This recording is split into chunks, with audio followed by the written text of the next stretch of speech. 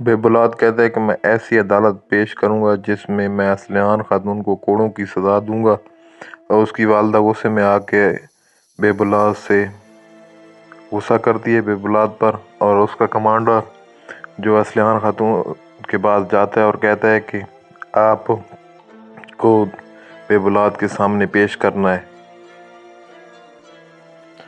Arable یہ عدالت میں گواہی دیتی ہے کہ سرما خاتون نے پہلے خنجر نکالا تھا اور خنجر نکال کے اصلیحان خاتون پہ حملہ کیا تھا۔ اس پہ عدالت سے اصلیحان خاتون کے حق میں گواہی دیتی ہے اور سب خوش ہو جاتے ہیں، کائی قبیلے والے،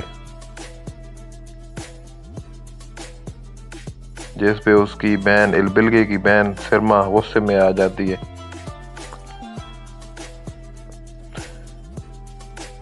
منگولوں کا کماندار اپنے سپاہی سے کہتا ہے کہ کیا آپ نے تیاری کر لی ہے اور کائی قبیلے کو گھیر لیا ہے، کائی قبیلے پر حملہ کرنا ہے۔ اس پر زنگوج ان کی باتیں سن رہا ہوتا ہے ساری۔